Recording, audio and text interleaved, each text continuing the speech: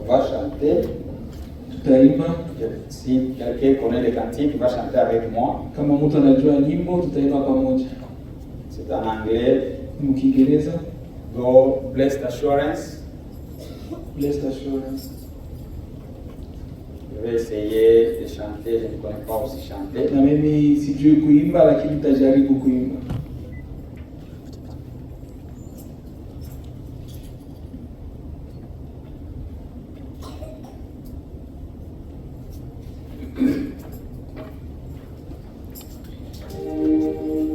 Chacun a son histoire. Kila mtu ana historia yake. J'ai mon histoire. Na mimi nina historia yangu. Il y a aussi ton histoire. Na una historia yake. Alors chantons un peu ça. Sasa tuimbe kwanza hivi. Souvenez-vous aussi de votre histoire. Kumbuke pia historia yenu. La vie a un parcours. Maisha ni mwenendo. Vous avez traversé quelque chose. Ulipitia mahali fulani. Alors vous avez une histoire. Lakini mna historia. Je vais essayer de chanter. Je ne suis pas un vrai chanteur. Mimi siko mwimbaji. Parfois à la maison, on rit de moi, je fais beaucoup d'erreurs. Saa zingine kunyumba banasemaka mimi nafanyaga makosa mingi kwa kuimba. Vous allez me pardonner. Sasa mtanisamehe kwa hiyo. Blessed assurance, Jesus is mine. Oh, what a foretaste of glory divine, and of salvation, purchased of God, born of His Spirit, washed in His blood. This is my story, this is my song, praising my Savior all the day long. This is my story, this is my song, praising my Savior all the day long. Perfect submission, perfect delight, visions of rapture, thousands on my side, angels descending, bring from above, take all of mercy, with fire of love. This is my story, this is my song, praising my Savior all the day long. This is my story, this is my song, praising my Savior all the day long. Perfect submission, only the prayer. I give my Savior and happy and glad, watching and waiting, looking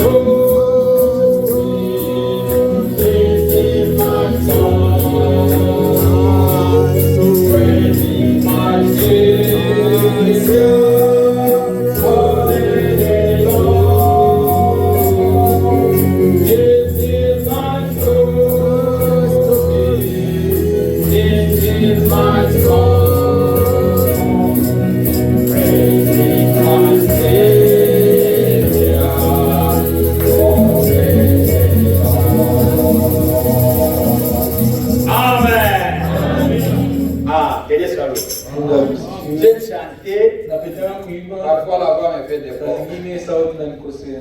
Chacun a son histoire. Kila mtu ana historia yake, Chacun de nous ici kila mmoja wetu a une histoire. ana historia. Le dernier verset dit, je suis perdu dans son amour. Kipindi ya mwisho anasema kwamba nimepotea katika mapendo Et yake. acceptons d'être perdu dans l'amour de Dieu. Kubali kupotea ndani ya mapendo ya Mungu. Yeah. Blessed assurance. Yani C'est une bénédiction bénie. ile ni Une assurance bénie. ile ni assurance yenye kubarikiwa. Ah, une assurance bénie. Ile ni assurance yenye kubarikiwa.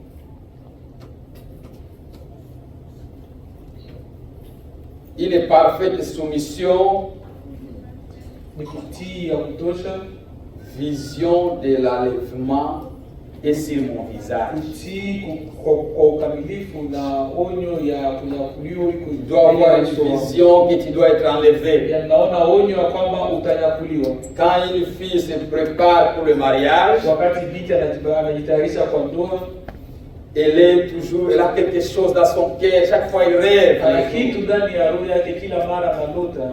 Je peux me rappeler quand notre sœur Mérode était mariée, Nakumbuka wakati dada yetu je l'avais demandé comment vous vous sentez.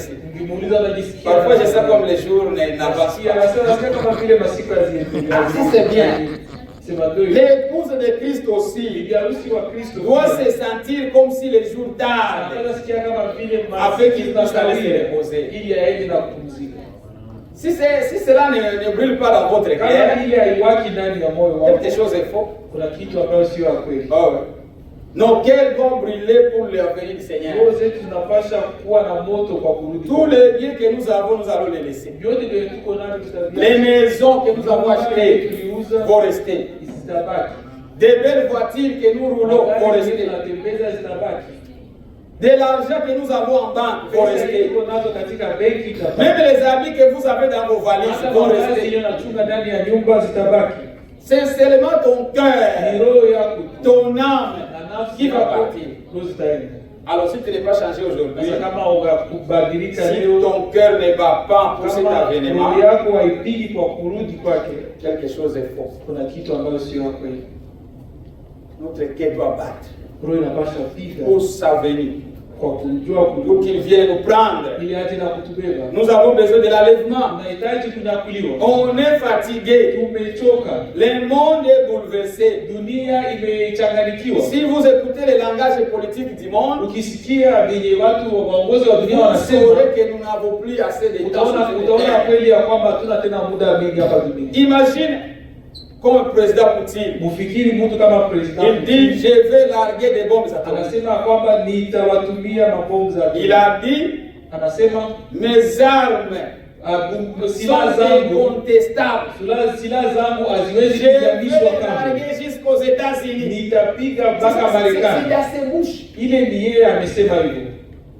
Mais vous voyez tout ce qui se passe Lakini dans le monde unaona vile vitu actuel. vinafanyika duniani. Si vous regardez ce qui se passe en Israël, Ukiangalia vile vinafanyika parce Israeli. qu'Israël est notre calendrier. Ya Israeli ndo kalenda yetu. Si vous voulez connaître où le monde se Ukipenda trouve, kuona kwenye dunia imefikia, étudiez la situation d'Israël. inabidi uchunguze Israeli. Israël est la calendrier de Dieu, Israeli ni kalenda ya Mungu. la calendrier de tous les événements de Kalenda Dieu. ya kila kitu yenye Mungu Alors, ameacha vous hapa. voyez ce qui se passe Sasa unaona actuellement. vile vinafanyika kule leo. Des guerres partout. Vita mahali kote. Frères, soyez prêts. Ndugu, muwe tayari. Nous sommes dans la joie Tuna furaha d'être ici. kwa kukusanyika tena. Après le service, Baada ya ibada nous aurons une petite causerie tutakuwa na maongezi kidogo avec nos jeunes frères et nos jeunes sœurs, na wandugu yetu wa vijana na wadada, surtout ceux qui ont 18 ans. sana sana wenyewe pekwa na miaka Ça va prendre au moins quelques minutes seulement. Itachukua madakika machache. Soyez patients. Muwe na On uvumilivu. va causer avec nos jeunes frères et nos jeunes Tutaongea na sœurs. wandugu wa vijana na wadada. Nous vous demandons de nous être patients. Tutaomba muwe mutuvumilie. Et notre frère Jean Taï, Ndugu yetu Jean Tai il va nous prêcher ici le 29 de ce mois. atahubiri tarehe 29 ya hii mwezi. J'ai des remerciements ici Nina shukrani hapa de notre frère Andy et de notre sœur Emeraude. ya ndugu yetu Minga. Angi na dada yetu Emeraude Minga. Ils ont écrit ceci, je vais lire. Ce qu'ils ont Wameandika hapa, écrit. nitasoma. Wanaandika C'est C'est un remerciement adressé à l'Église. Hii ni shukrani yenyewe wametumia kanisa. Chers frères et sœurs, Dada na ndugu nous wapendwa, tenions à vous adresser un immense merci tunapenda kuwapa shukrani pour avoir partagé avec nous ces moments inoubliables kwa kuwa pamoja nasi kwa ile muda yenyewe haiwezi sahaulika lors de notre mariage. wakati ya ndoa yetu.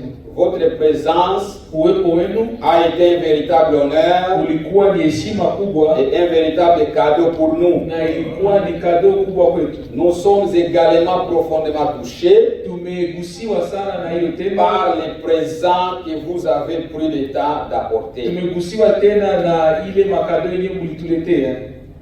Votre soutien, Msaada wenu votre générosité na wema wenu et votre bienveillance na wema wenu ont rendu cette journée encore plus spéciale. ilifanya ile siku iwe ya kipekee. Nous ne pourrons jamais assez vous remercier Hatuwezi kuwashukuru ya kutosha pour votre amour kwa upendo wenu et votre considération. na heshima yenye mlionyesha. Nous sommes impatients Hatuwezi de partager encore de nouveaux autres moments hatuwezi ensemble. kuvumilia kuchangia tena wakati mzuri. Que le Seigneur vous bénisse très richement Mungu awabariki avec toutes nos gratitudes. na shukrani yetu yote. Couple Minga. Couple Minga. Amen. C'est le frère Andy et sa femme ndugu wangu na Emerald bibi yake Emerald qui ont remercié Dieu wanashukuru Mungu et pour tout ce que vous avez fait. kwa kila kitu yenye mlifanya. Que Dieu vous bénisse. Mungu awabariki. Nous sommes ici. Tuko hapa, Ouvrons la Bible. tutafungulia Lèvons-nous Biblia, pour lire la Bible tutasimama ili tusome Biblia. dans Deutéronome 30, 15 à 16. Kumbukumbu la Torati 13 kuanzia mstari wa 15 mpaka 16. Deutéronome Kumbukumbu la Torati chapitre 30. sura yake ya 30. On commence au verset 15 Tutaanzia mstari wa 15 et on lit aussi le verset 16. lakini tutasoma pia mstari wa 16. Prions. Tutaomba. Merci Seigneur Jésus-Christ. Asante Bwana Yesu Nous te Kristo, sommes infiniment reconnaissants. tunakushukuru sana. Nous sommes devant ta présence Tunasimama mbele ya uwepo qui a wako. permis que nous soyons ici aujourd'hui. Uliruhusu tuwe hapa leo. Chacun de nous est ici. Kila mmoja wetu yuko Il a hapa quelque chose dans son na cœur. kitu fulani ndani ya roho yake. Toi qui sondes le cœur de Wewe mwenyewe chacun, unaona roho ya kila mtu. sondez nos cœurs, Chunguza roho zetu. accorde à chacun selon le désir de son Na uweze cœur. kupatia kila mmoja wetu kutokana na kenye anahitaji. Notre sœur Naboami qui est malade, Dada yetu napo ambaye anagonjwa, Seigneur, tu l'as fortifié qu'elle soit présente parmi Mungu nous, ulipatia nguvu ili awe hapa pamoja qu'elle nasi, sorte ici guérie. atoke hapa mwenye kupona. La guérison est encore assurée cet Uponyaji, après-midi. tumehakikishwa uponyaji Et leo, quiconque est ici malade, na kila mmoja mwenye kwa hapa qu'il anagonjwa reçoive la guérison au nom de Jésus-Christ. aweze kupokea uponyaji wake kwa jina la Ceux Yesu qui ont des Kristo. requêtes particulières, Wenye bana maombi ya kipekee, ça peut être à cause des papiers, des documents, inaweza kuwa mambo ya vitambulisho, ça peut être à cause du travail, inaweza kuwa mambo ya kazi, où ils ont des problèmes à résoudre dans leur vie. kwamba na mashida mbalimbali ndani ya Accorde maisha la yao. solution à chaque requête, Wapatie Seigneur Jésus-Christ. suluhisho kwa kila shida Bwana Yesu Kristo. Pendant que nous sommes ici, Seigneur, Wakati tuko hapa Bwana, parlez-nous au moyen de ta ongee parole. nasi kupitia neno lako. Exhorte-nous, Seigneur. Uweze kusemezana nasi, Corrige-nous, Seigneur. uweze Conduis-nous kutusoma par ta parole, na Seigneur. kutuongoza kupitia neno lako. Scelle-nous du Saint-Esprit, Seigneur. Upitie muhuri wa Roho Mtakatifu. Remplis-nous, Seigneur, de ta présence. Jaze Bwana na uwepo wako. Nous voulons te voir cet Tunapenda après-midi. kuona hii jioni. Fais que tout le monde te voie, Seigneur. Fanya ili kila mtu Que ceux-là qui aone. ne sont pas sauvés soient Na wale sauvés. wenyewe ya kuokolewa Que waweze ceux-là qui ont des questions dans leur cœur, wale réponds à wana leurs questions, maswali Seigneur. ndani ya roho yao wajibie Viens à maswali notre zao. secours, Seigneur. Uje na Nous utusaidie. nous abandonnons entre tes saintes mains, Tunajiachilia mikononi dans les mwako. noms puissants Kwa jina la Yesu de Kristo. notre Seigneur Uje na Jésus-Christ. uwezo wote wa Yesu Kristo. Amen. Amen. Lisons le verset 15. Tutasoma mstari wa 15. Vois, je mets aujourd'hui devant toi la vie et le bien, la mort et le mal. Car je te prescris aujourd'hui d'aimer l'Éternel ton Dieu, de marcher dans ses voies et d'observer ses commandements, ses lois et ses ordonnances, afin que tu vives et que tu multiplies et que l'Éternel, ton Dieu, te bénisse dans le pays dont tu vas entrer en possession. Amen. Vous pouvez vous mettre, les frères, vous allez bien lire en Swahili.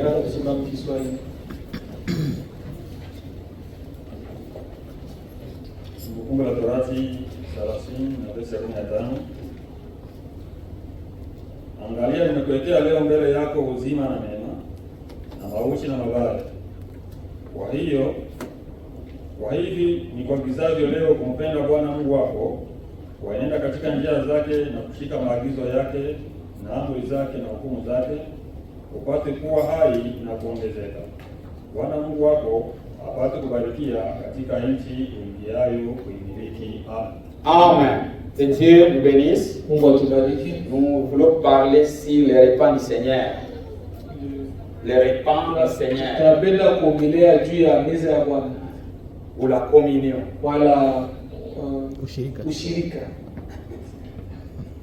La communion, les repas du Seigneur, en d'autres termes, la Sainte Seine. Ici, la Bible nous dit, c'est Dieu qui parle à Moïse, et Moïse aussi parle au peuple d'Israël. Il dit, vois, je mets aujourd'hui devant toi des choses, la vie et les biens, parce que la vie, c'est celle qui nous donne les biens, et la mort et le mal. C'est-à-dire devant nous ici, il y a des choses. Nous qui sommes assis ici aujourd'hui, nous sommes exposés à des choses. À la vie, pour que nous ayons du bien, et à la mort, pour que nous ayons le mal. C'est-à-dire c'est un choix à faire aujourd'hui. Chacun de nous est devant cet effet de choisir qu'est-ce que tu vas faire. Soit tu vas t'arranger du côté du bien, là où il y a la vie, ou bien du côté du mal, où il y a la mort. Et la mort, c'est rejeter la vérité.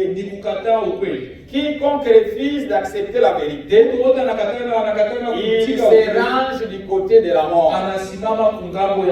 Parce que la vie, si on peut le lire, lisons dans Jean chapitre 6. Jean chapitre 6. Lisons le verset 63.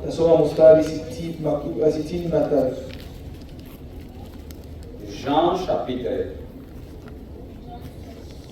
6. Oui, chapitre 6, verset 63. Commençons au verset 62. Et si vous voyez le Fils de l'homme monter où il était auparavant, c'est l'esprit qui vivifie, la chair ne sert de rien.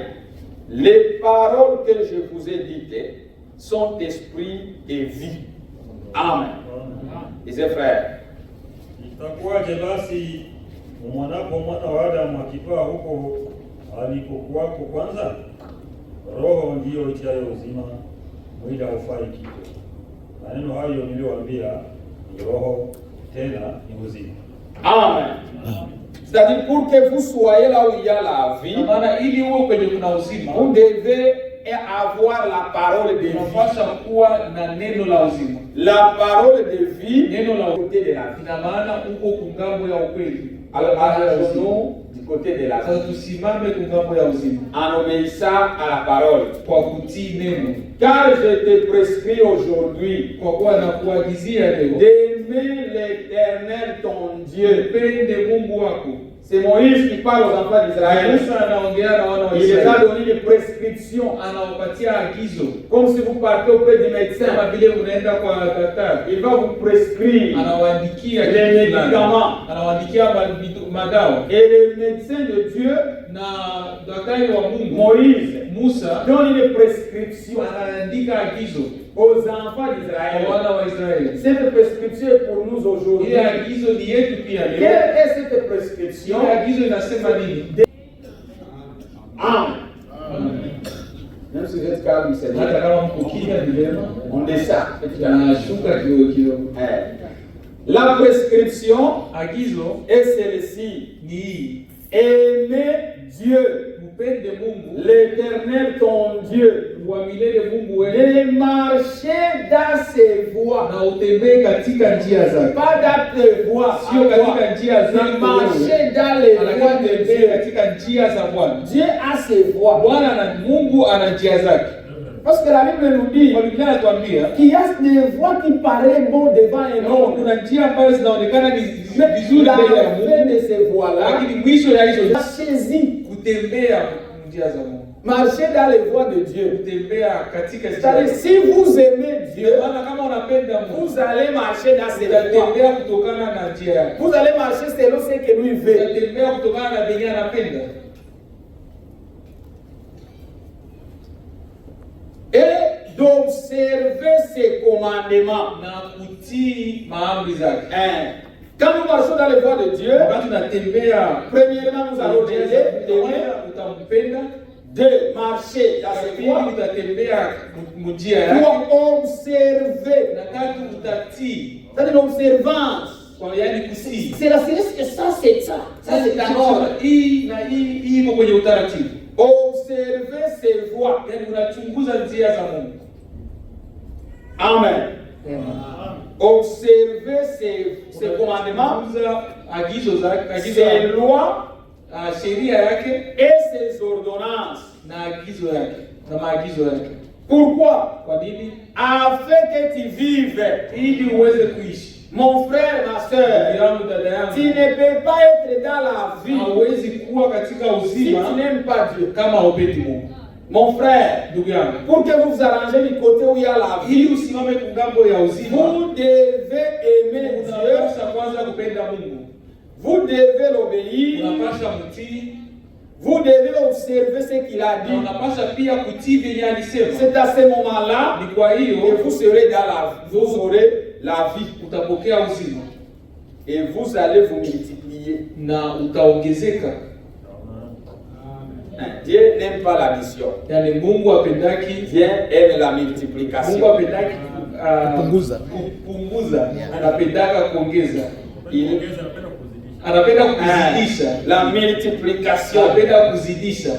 Il n'aime pas 2 plus 2, Apendaki kufanya 2 kuongeza 2, 3 plus 3. wala 3 kuongeza Non, il 3. aime 3 fois 3. Apendaka 3 kuzidisha mara Vous vous 3. multiplierez. Hii Mais mtauzidishiwa. pour que vous soyez multipliés, pour que vous vous Ili multipliez, muweze kuzidishiwa, vous devez observer les unapaswa commandements, kwanza kutii amri, vous devez l'aimer, unapaswa mpenda, vous devez essayer de vivre pour lui, unapaswa marcher dans ses kuishi voies. juu yake na kutembea katika njia Et zake. que l'Éternel, ton Dieu, Na kwa milele Mungu wako te bénisse atakubariki dans le pays katika nchi dont tu vas entrer en possession. yenye atakupatia. C'est-à-dire, il y a un pays dont vous allez posséder. Yani kuna nchi Ça, c'était utapokea. pour Israël. Hii ilikuwa ni ya Nous Israeli. allons posséder un pays. Na sisi pia tutapokea Et nchi. Dieu va vous bénir. Tutamiliki nchi na Mungu atatubariki. Mais pour qu'il vous bénisse, Lakini ili akubariki, d'abord il faut l'aimer. cha kwanza inabidi Il umpende, faut marcher dans ses voies. kisha utembee katika Et njia il zake faut observer ses commandements. na uweze kutii maagizo yake wala amri zake. Si vous ne les observez pas, Kama utii, vous ne serez pas bénis. hauwezi Vous barikiwa, n'aurez pas la vie. hauwezi pokea Ils uzima. sont psaume 119. Psaume 119, verset 1 à 5. Psaume 119. Zaburi 119 Verset 1er jusqu'au 5e verset. mstari wa kwanza mpaka wa 5. Heureux ceux qui sont intègres dans leur voie, qui marchent selon la voie de l'Éternel. Heureux ceux qui gardent ses préceptes, qui le cherchent de tout leur cœur. qui ne commettent point d'iniquité et qui marchent dans ses voies. Tu as prescrit tes ordonnances pour qu'on les observe avec soin. Amen. Les frères, le concept a été au verset 5. Heri waliokamili njia zao, waendao katika sheria ya Bwana. Heri wazitiio shuhuda zake, wamtafutao kwa moyo wote.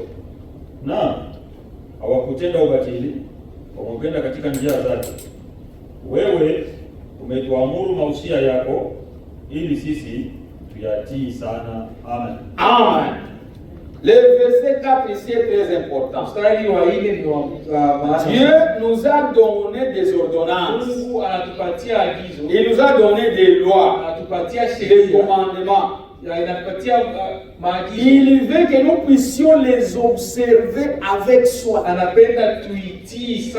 C'est-à-dire nous devons nous rassurer que ce que nous faisons ici, c'est fait conformément à l'ordonnance de Dieu. C'est comme si vous partez auprès du médecin, il te prescrit les médicaments, il te dit ces médicaments, tu dois prendre des comprimés le matin, des comprimés le soir. Mais toi, c'est le même médicament. Tu dis, ah, ça ne doit pas me guérir. Je me rappelle de cette histoire chez nous. Mon grand-père, il est allé auprès du médecin, on lui a prescrit les médicaments. C'était des petits comprimés. Il a dit, je vais boire des comprimés par jour. Non, je vais prendre des. C'est trop petit, ça ne peut pas m'aider. Ah, on l'a encore ramené. Il a pris des comprimés le matin, des comprimés le soir. Il a tombé gravement malade. Vous voyez, il n'a pas su la prescription. La prescription était de boire un comprimé par jour. Mais parce que c'est une petite comprimé, il l'a négligé. Mais nous n'allons pas rien négliger. Nous voulons observer l'ordonnance avec soin. Même si c'est une petite écriture, nous devons l'observer. C'est pourquoi nous voulons parler à l'ordonnance divine de Dieu. Jésus-Christ, dans le Nouveau Testament, nous avons 3 ordonnances à observer à la lettre. Tel qu'il est écrit, nous devons les pratiquer. La première, c'est le baptême d'eau. Tu ne peux pas dire, moi j'écris, je ne dois plus être baptisé. Non, c'est l'ordonnance. Quelqu'un dit non. Est-ce qu'il est là à la croix? Est-ce qu'il a été baptisé? Non, non. Le gars là à la croix, il était devant la mort. Est-ce que vous êtes aussi à la croix? Pour que vous dites que non, il ne faut plus être baptisé. Le baptême doit être fait dans beaucoup d'eau. Beaucoup d'eau. Quelqu'un m'avait demandé, pourquoi vous baptisez dans une piscine? Jésus on l'a baptisé dans une rivière. Je lui ai dit, la Bible ne dit pas qu'il faut baptiser dans la rivière ou dans les lacs. La Bible a dit dans beaucoup d'eau. Partout il y a beaucoup d'eau. Là où quelqu'un peut être complètement submergé, tout son corps enterré dans l'eau, il peut être baptisé. C'est ça l'écriture. J'ai bien lu l'écriture. J'ai vu Jean baptisé à Siloé parce qu'il y avait beaucoup d'eau. D'ailleurs, c'était une piscine. Tu vois, moi je sais que je veux d'ailleurs. Le baptême Ubatizo c'est parmi les ordonnances ni katika que maagizo nous devons observer tel qu'il est écrit. yenye tunapasha kutii jinsi imeandikwa. Si tu n'es pas baptisé conformément à ce qui est écrit, Kama wakubatiziwa kutokana na tu maandiko, dois revenir qu'on te baptise. unapasha kurudia ili ubatizwe upya. Si tu n'as pas été baptisé dans beaucoup d'eau, Kama ukubatizika ndani ya on t'a maji mengi, aspergé de l'eau, inawezekana walikumwagia maji, tu n'es pas encore baptisé. haujabatizika. Et si on t'a baptisé dans beaucoup d'eau, Na kama ulibatizika ndani ya mais maji dans mengi, le nom du Père, du Fils et du Saint-Esprit, jina ya Baba, tu Mwana na Roho n'es pas Mtakatifu, encore baptisé. haujabatizika. Tu dois revenir, Inabidi qu'on urudie te baptise ubatizwe upya dans beaucoup d'eau, maji mengi, en appelant le nom du salut, ukiitwa jina ya le nom du Kwa ya Seigneur wokovu. Jésus-Christ. Jina la Yesu Kristo. Si on n'a pas appelé le nom du Seigneur Jésus-Christ, Kama jina la Yesu Kristo quand on alikuwa est baptisé, wakati walikuwa c'est-à-dire tu wanabatizwa, as reçu un faux ina baptême. maana ulipokea ubatizo wa uongo. Ce sont des choses que nous devons observer telles qu'ils sont. Ni vitu vyetu tunapaswa kupata Parce gisi que iko. tout le monde l'ont fait ainsi. Kwa kuwa kila mtu aliifanya hivyo. Paul a été baptisé. Paulo alibatizika pia. Quelqu'un m'avait demandé, Mtu alimuuliza Jean, quand Jean baptisé, wakati Yohana alikuwa anabatizwa, est-ce que les disciples étaient baptisés de où? je wanafunzi walibatizika? Nikasema Jésus, lui-même Jésus était baptisé. Yesu peke yake alikuwa. Comment est-ce qu'il devrait avoir les disciples Sasa qui sont angeweza baptisés? je kuwa na wanafunzi wenye wakubatizwa? Jean, les disciples qui ont suivi Jésus, Wanafunzi wenye walipata Yesu ils étaient les disciples de Jean. walikuwa ni wanafunzi wa Parce que c'était Yohana. Jean qui était préparé, qui était envoyé préparer. Kwa Yohana ndiye alikuwa kutayarisha La voie du njia Messie. ya Mesia, Préparer ceux qui vont recevoir Christ. kutayarisha wenyewe watapokea Mesia. Et dans cette préparation-là, Kwa ile utayarisho, le baptême était primordial. ubatizo ilikuwa ya maana sana. Parce que la Bible dit que Jean se trouvait sur le Jourdain en train de baptiser. Yohana alikuwa pale kwenye Jordani C'est akibatiza. pourquoi même dans ce message, Kwa maana hata mjumbe yake, la chose qui a été premièrement rétablie, kitu ya maana, kitu ya kwanza que les ilirudishiwa, dénominations ont détruit, yenye madhehebu iliharibu, c'était le baptême. ilikuwa ni ubatizo. Oui, oui. Frère, on peut se souvenir, on est allé voir, il y a une église, une très grande, très belle église. Nilienda kuona kanisa kubwa sana, Un kanisa pasteur kubwa. là, Mchungaji il mmoja nous dit, anatuambia, nous on ne croit pas le baptême, ça doit être au nom du Père, du Fils, du Saint-Esprit. hatuamini ubatizo unapaswa kuwa mjina la Bwana On lui Mwana a na Roho demandé, Mtakatifu. donnez-nous une écriture. Tukamwambia tupatie andiko. Il nous a dit, même si moi je n'ai pas d'écriture, c'est ça qui dit notre église. Sina andiko, lakini kanisa anasema hivi. Frère, j'ai donné moi une écriture. Nipatie andiko. Il a dit, nous n'avons pas d'écriture. Anasema Mais sisi c'est ça hatuna ce qui dit notre andiko, église. lakini kanisa ndio inasema hivyo.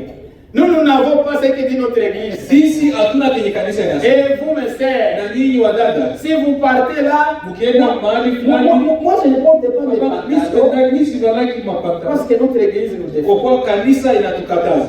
Tu es hypocrite. Uko mnafiki. Si vous vous habillez, moi je ne porte pas des habits collants. Parce que si je parle à l'église, notre église là, non. Ce n'est pas l'église. Si vous avez ça dans la tête, enlevez ça aujourd'hui. C'est notre Dieu qui dit aux femmes de s'habiller d'une manière décente. C'est la Bible. Ce n'est pas l'église. Si vous avez cette tendance-là, il impose les gens de s'habiller en jour. Ce n'est pas nous qui vous imposons. C'est votre Dieu. Si vous l'aimez et vous marchez selon ses voies, les frères doivent s'habiller avec des sens. Pas des sœurs avec des caleçons qui tracent les ou qui marchent. Et vous venez ici. Des jupes là, des caleçons. On les voit. Vous êtes au cabaret? Ici, nous venons dans la présence de Dieu. Et vous, les frères, habillez-vous aussi avec des sens. Vous devez vous habiller comme des frères. Mais comment un frère se fait avec des vêtements très collants? Tous les parties de son corps exposées. Nous portons des vêtements pour Sisi tunavala mavazi juu ya kufunika mwili. Nos habits, Mavazi c'est yetu pour couvrir les juu ya corps, kufunika mwili. pas pour exposer les Sio juu ya corps. kuonesha mwili. Alors nous devons nous Sasa tunapaswa habiller kuvala comme des honorables. kama waheshimiwa. Regardez dans le Parlement américain. Angalie ukubale kwenye parliament. Regardez dans le Parlement américain. Angalie ukubale kwenye parliament ya Marekani. Avez-vous déjà vu un parlementaire sans Je, vestimenta? umeshaona mtu pale na avali koti? Vous le voyez? Umeshawahi En kuona? jeans. Anavala Dans le Parlement. Vous les avez déjà vus? Umeshawahi Un parlementaire en jeans. mtu wa parliament Eh, ce sont les gens du monde. Il faut vérifier. vérifier, lakini mchunguze. Pourquoi? Kwa nini? Il y a des habits d'honneur. Kuna mavazi ya heshima. Il y a les habits qui honorent les Kuna gens. mavazi ili napatia mtu na heshima. Il faut vous habiller dans le but d'honorer Dieu. Na shabahi ya Pas d'honorer l'église. sio ya kuheshimu Vous kanisa. venez ici. Nous nous habillons ainsi. Parce que, on va nous Kwa prêcher. kuwa watatuhubiri. Si vous voulez vous habiller en pantalon, Ukipenda kuvala pantalon, restez chez vous. mbaki kule nyumbani. Parce que sinon nous venons adorer Dieu. Kwa hapa tunakuwa kuabudu Mungu. Et Dieu a ses ordres. Na Mungu Dieu a la manière qu'on va l'adorer. ana njia yenye anatayarisha kumwabudu. C'est Dieu qui a vêtu l'homme. Ni Mungu Le alivika. premier homme qui a été vêtu, Mtu wa kwanza mwenye alipewa mavazi. Dieu a donné 3 vêtements à Mungu l'homme. alimpatia mavazi tatu. Le premier vêtement, Vazi ya kwanza c'était sa gloire. ilikuwa ni utukufu wake. Dans le jardin d'Éden, Katika shamba Adam bustani la et Edeni. Ève Adamu na Eva étaient mis. walikuwa wana Ils ne le mavazi savaient na hawakuwa na jua. Ça, ils étaient couverts Yaani walikuwa wamefunikwa par la gloire na de Dieu. utukufu wa Mungu. C'est Dieu qui les couvrait. Mungu alikuwa Quand anawafunika. le diable est venu, Wakati shetani il a alikuja, ôté la gloire de Dieu qui les couvrait. Ils ont reconnu qu'ils étaient mis. ndio watambua kama hawana mavazi. En étant mis, Kwa kuwa parce que l'homme a toujours cherché bila quelque mavazi, chose. kwa kuwa mwanadamu anatafuta kila mara kitu fulani. Ils sont allés chercher des feuilles, des feuilles. Aliyetafuta majani Ils se sont couverts. wakajifunika. Dieu, dans sa grâce, Mungu kupitia dans son neema, amour, kupitia upendo dans sa wake, miséricorde, kupitia il rehema a yake, deuxièmement cherché des vêtements pour sa fille et pour son enfant. alitafuta tena kwa mara ya pili, Qu'est-ce alitafutia qu'il a fait? mwanadamu mavazi. Il Alifanya les a nini? couverts de la peau de l'agneau. ngozi ya mwana kondoo. Ça, c'était la deuxième Ile couverture. ilikuwa ni kifuniko cha pili. Alors, au fur et à mesure, l'État avance. Sasa wakati La inaendelea science aussi a na progressé. sayansi pia inaendelea, On nous a encore donné des habits. wakatupatia tena mavazi. Même dans les habits, Lakini que hata ndani ya vous mavazi, portez, yenyewe il a mis de l'ordre. alitia utaratibu. Que l'homme ne porte pas les habits destinés à la femme, Mwanaume hawezi vala et mavazi que la femme ne yaliyotayarishwa porte pas les mwanamke, habits destinés à na l'homme. mwanamke pia hawezi vala mavazi yaliyotayarishwa mwanaume. Parfois, je me demande, Kwa sasa unajiulizaga les sasa, maisons là où les femmes portent des pantalons, munyumba zenye wanawake wanavalaka na pantaloni, vous mettez votre pantalon là-bas. wanatia pantaloni yako pale, Il va se réveiller la nuit le matin. ataamuka asubuhi wala Tous ces usiku. sont des jeans. Kwa zote ni majinsi. Il faut seulement entrer. Ata- Il va Kabasa tu. aussi en réveillant. Quelle sorte de confusion! Itakuwa ni mvuruga namna gani? Dieu a fait que la femme reste femme Mungu et que l'homme reste alifanya l'homme. mwanamke awe mke na Et en s'habillant, il doit y avoir une différence. unapasha kuwa utofauti. C'est pourquoi Dieu a dit Ndio kwa maana Mungu que alisema l'homme n'ait pas beaucoup de cheveux. mwanaume asiwe na nywele za C'est mingi. pourquoi nous disons aux jeunes frères, vous les jeunes frères, vous êtes possédés par les démons américains. Mko na pepo ya Kimarekani. Vous les jeunes frères, Mungu wa ndugu wa vijana. combien de jeunes frères vont garder toujours les cheveux comme ça? Ils ne les peignent pas, ils ne les coupent pas pour les faire. Wakati nywele na chanuru lakini ziko tu hivyo. Ça, c'est un démon américain. Ile ni pepo ya Kimarekani. Frère, serrez la Ndugu, si l'enfant n'écoute pas, kama coupez les cheveux. umkate nywele. Oui. Les enfants portent les pantalons Watoto comme wanavaa ça. mapantalon moya Et tu lui achètes les pantalons. na unamuuzia pantalon. Cherchez les fouets. Utafutie fimbo. Na Si je fais, allez, fais monter ton pantalon. Ili mwambie apandishe Il ne le pantalon. fera plus. Hawezi kurudilia tena. Bon, c'est ça les modes Hiyo d'aujourd'hui. ndio modi ya kisasa. Mais quel monde?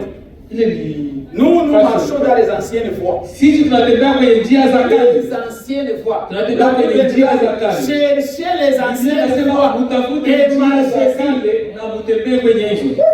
Ndio Et hivyo. comment est-ce que. Non, c'est ça là. C'est ça le monde. Nasema hii ndio Qu'est-ce dunia, hii que ndio vous fashion. cherchez? Unatafuta Et chaque fois dans la tête, il kila y a mara huko tu wanajikuna ndani ya mkichwa. Vous savez c'est quoi? Unajua ni nini? Ce sont des démons. Ni mapepo. La première personne à avoir des cheveux comme cela, Mtu wa kwanza mwenye alikuwa na nywele kama il a hizo été possédé, chassé devant Dieu. alifukuziwa mbele ya Mungu. C'était le roi Nebuchadnezzar. Alikuwa ni mfalme Nebukadneza. Qui gardait aussi des ongles. Mwenye alikuwa pia anachunga. Les ongles aussi. Alikuwa na makucha. Alikuwa na makucha. Makucha ilikuwa inakoma. J'ai un ami au travail. Iko na des ongles kichwa kule kwa kazi. Iko na makucha moyo hivi. Najisikia kama Est-ce que ça ne le fait pas mal? Je, aimumizi. De très long. Ça c'est un démon. Ile ni pepo. Les démons se multiplient de diverses manières. Pepo zinaongezeka kwa njia mbalimbali. Nous voulons garder les commandements, Tunapenda kuchunga les ordonnances de Dieu. maagizo za Mes Mungu. sœurs, Madada zangu, habillez-vous comme des sœurs de Jésus-Christ. kama wadada wa Yesu Kristo. Vous me comprenez? Nasikia Vous les sœurs, ninyi wadada habillez-vous comme des sœurs de Jésus-Christ. wadada wa Yesu Kristo. Pas de courgipes. Sio kuvala majibu Une femme doit couvrir cette partie ici. anapaswa kufunika Mais baba. comment vous savez que le corps de la femme est très séduisant. Mwili ya mwanamke Même une vieille femme, de 90 ans, son corps est séduisant. Il faut couvrir le corps. anapaswa kufunika mwili. Mais comment vous allez porter des... Mwenye mnavala majibu. Frère, je l'ai acheté en ligne. Dada ndugu niliuza online. On ramène encore. Banarudishaka. Que Dieu soit loué. Mungu Tu asifiwe. ne dois pas porter un vêtement. Non, je l'ai déjà acheté. Sema bana niliuza. Si c'est Amazon. Kama ni Amazon. Allez à Kroger. Mwende Kroger, Allez à Walmart. mwende Tu kuoma, dois retourner ça. mnaweza kuirudisha. On va te ramener ton argent. Watakurudishia Mais pesa. comment est-ce que tu vas porter quelque Sasa chose qui n'honore pas Dieu? je kitu kenye akeshimu. Pour les parents, acheter des bons vêtements aux enfants. Muuzie watoto Comment est-ce que tu vas mavazi. acheter des courts vêtements? Utaweza je La mavazi fille mafupi. qui grandit Binti wako avec des courgipes comme ça, Anavala elle majibu. part à l'école. Na anaenda kwa masomo. Quand j'ai travaillé encore à l'école, Watu nilikuwa natumika hapa kwa masomo, kulikuwa baba mmoja. sa fille venait avec des courgipes. Mtoto wake alikuwa anakuja na Des jibu mfupi. courgipes, si c'est ça en français, on comprend. Sijui Des protégés. alikuwa na hiki vala. Alors il y a des garçons Kulikuwa wanaume qui commençaient à se faire. walikuwa wanaambiana, angalia. La fille, elle a commencé à faire comme ça. Unamwona sasa anaanza. Vous savez comment est-ce qu'il s'assoit? Unajua kisi Parce qu'elle est indisposée. kuwa hana huru. Alors les garçons se regardant, Sasa wanaume kwa les kuangalia, garçons de 18 ans. wanaume wa miaka 18 On est venu accuser ces garçons, dire oh il regarde cette fille, wanafika kuwachongea kwamba wanaangalia binti fulani, on va les chasser. tutawafukuza, watawafukuza. J'ai pris position pour ces garçons. Nilisimamia wale wanaume, J'ai dit, nikasema ça c'est impossible. hii haiwezekani. L'enseignante même qui est venue avec elle, aussi comme ça. Na mwalimu mwenyewe alikuwa naye Je vais me alifanya tenir du côté de ces garçons ici, le travail va tenir. nitasimama ngambo ya wale wanaume hata kama wataifukuza kazi. J'ai dit c'est impossible. Nikasema haiwezekani. C'est cette fille Ni huu qui binti a provoqué ces garçons. alichokoza hao Vous voyez wanaume. la manière dont elle est habillée. Munaona jinsi anavaa. Alors elle est devant les garçons. Sasa anasimama Ce sont mbele ya des grands wanaume. garçons. Ni wanaume wa Qu'est-ce que vous voulez que ces garçons fassent? Sasa tunapenda wafanye nini? Non, non. Ils ont le droit de rire ou de l'aimer. Wana C'est un corps. kucheka. Alors qu'est-ce qu'il faut déjà dire? Non, il faut appeler les parents Anasema muite wazazi qui l'habillent très bien sa fille. wavike mtoto wao vizuri. Dans 2 mois, Miezi mbili la ilipita, fille a été la brosse. binti alipata mimba. Jusqu'à présent, elle n'a pas terminé l'école. Mpaka na leo hawahi maliza masomo. Son papa m'a appelé. C'est fini. Baba Non, yake non. aliniuliza, nikamwambia, Vous avez exposé votre fille. nyinyi mulitia Comment est-ce qu'elle sort chez toi le matin Namna gani et elle revient chez toi le soir dans le même comportement? Tu ne dis rien. Tu es anafanya hivyo calme. hivyo na usemi kitu na baki. Un papa inféminé. Baba vike dume Qui ne connaît pas diriger sa famille. mwenyewe ajui kuongoza familia yake. Frère, vous les frères ici, Ninyi wa ndugu wangu, vous allez rendre compte mutajibu devant Dieu mbele ya de la Mungu manière dont vous avez conduit vos kwa familles. jinsi mliongoza familia zenu. Dieu va te demander Mungu comment est-ce que atakuuliza tu as conduit ta femme, namna gani tes uliongoza enfants. bibi yako na Vous watoto rendrez wako. compte de vos familles devant Dieu. Kujua familia yako. Soyez des papas Muwe responsables. wa baba Mieux vaut que les enfants ne vous acceptent pas de parler. Ne soyez calme. Non, c'est le monde d'aujourd'hui. Ce sont des semences que vous plantez. Attendez, vous ferez les récoltes. Vous commencerez à voir, ils commencent à faire des posts. Aujourd'hui, on a beaucoup des réseaux sociaux. Des réseaux sociaux.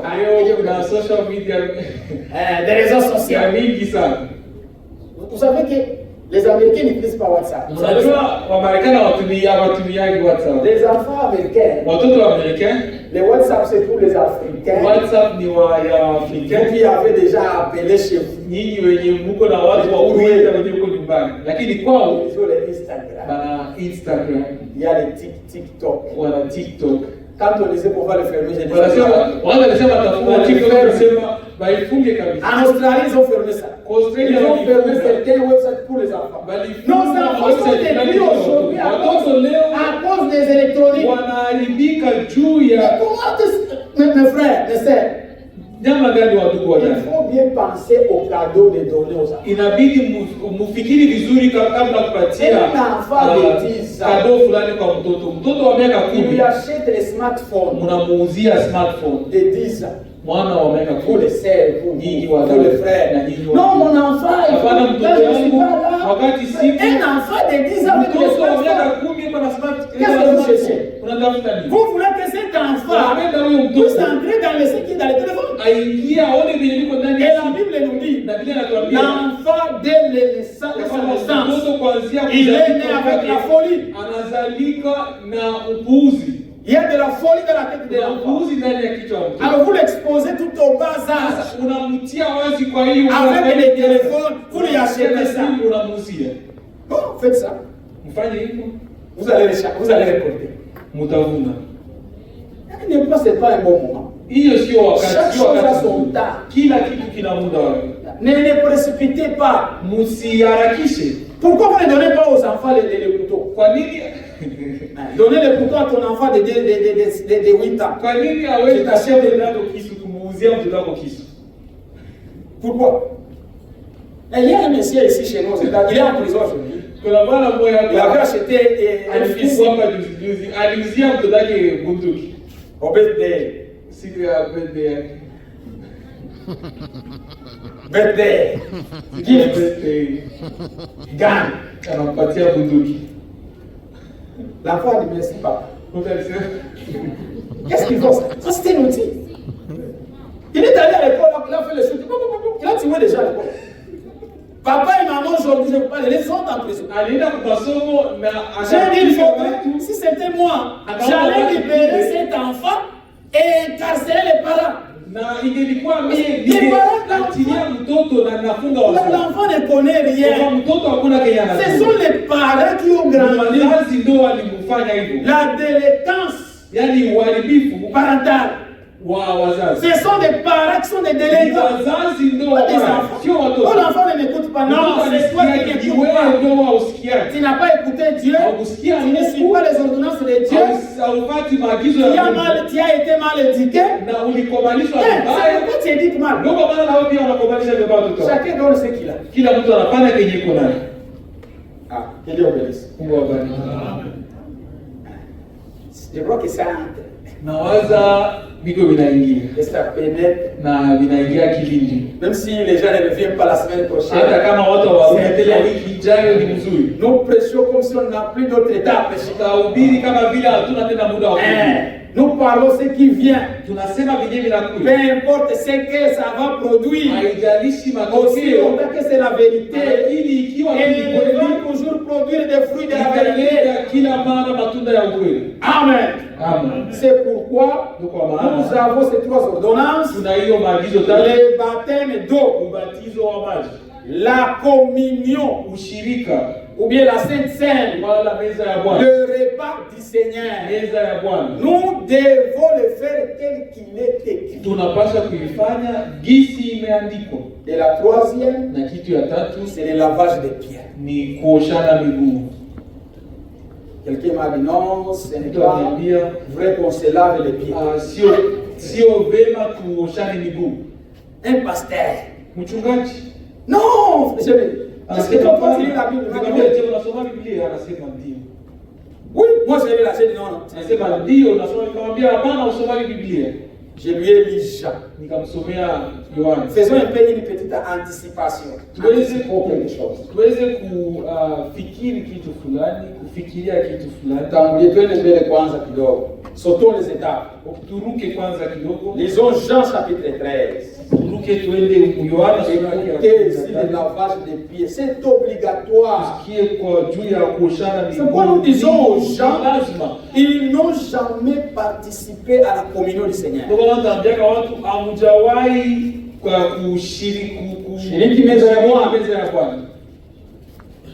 C'est une longue lecture. C'est du verset premier jusqu'au 17e verset. Mais nous, on va un peu sauter.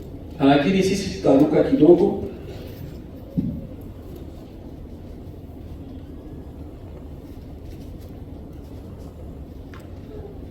On commence au verset 5. Tutaanza mstari wa 5. Commençons seulement au verset 3. Mstari wa 3. Jésus qui savait que le Père avait remis toutes choses entre ses mains, qu'il était venu de Dieu. Frère, il était on va interpréter parce que c'est une longue lecture. Jésus qui savait que le Père remit toutes choses entre ses mains, qu'il était venu de Dieu et qu'il allait à Dieu, ça devrait être aller de Dieu. Parce que okay. Ici on a mal été. Ça ne devrait pas être A. C'est comme s'il y a un Dieu là, il y a aussi Jésus. Il n'y a pas Jésus et Dieu. Mes frères, il y a un seul Dieu. Seul Dieu. Et son nom, c'est Jésus-Christ.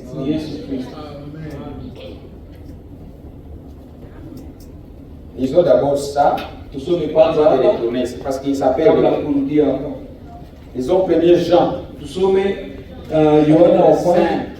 On va le tourner. 1er Jean, chapitre 5. Il y a un seul Dieu. Ça, c'est une. Il n'y a pas de Dieu ou trois. Non, nous n'avons pas trois dieux ici. Dieu le Père, Dieu le Fils, Dieu le Saint-Esprit. Ça, c'est une idolâtrie. Le verset 19. Chapitre 5, 1er Jean.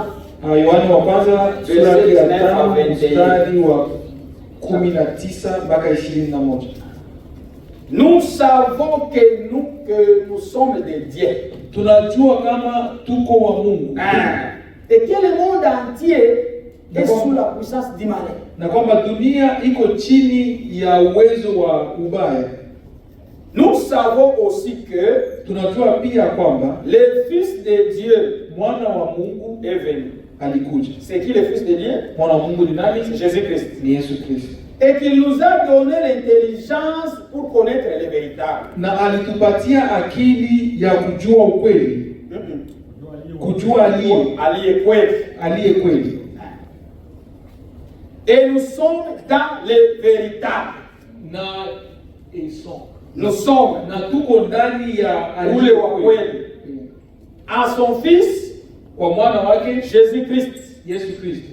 C'est lui ni yeye qui est ambaye le Dieu véritable, ni Mungu wa kweli et la vie éternelle. Na uzima wa milele. Frères et sœurs en Swahili. Petits enfants, gardez-vous des idoles. C'est-à-dire, c'est eux qui ne croient pas que Jésus-Christ est le Dieu véritable. C'est bien idolâtre. Ni mwabudu sanamu. Lisez frères en Swahili. Wajua ya kuwa kila mtu aliyezaliwa na Mungu hatendi dhambi. Nimeanza 19. Twajua ya kuwa sisi tu wa Mungu na dunia yote pia hukaa katika yule Mungu. Nasi tunajua kwamba mwana wa Mungu amekwisha kuja. Naye ametupa akili kwamba tumjue yeye aliye wa kweli. Nasi tumo ndani yake yeye aliye wa kweli, yaani ndani ya mwana wake Yesu Kristo. Huyu ndiye Mungu wa kweli na uzima wa milele. Watoto wadogo, Jilindeni nafsi zenu na sanamu. Amen. Amen. Petits enfants, gardez-vous des idoles. Mjilinde na sanamu. Nous ici, Sisi nous sommes hapa dans le véritable. tuko ndani ya ule ambaye Dans son ni fils Jésus Christ. ndani ya mwana wake Yesu Kristo. Celui-ci, Jésus Na Christ. huyo Yesu Kristo Et le Dieu ndiye véritable. Mungu wa kweli. Si vous cherchez notre Dieu Kama véritable, utafuta Mungu wa Jésus kweli, est le Dieu véritable.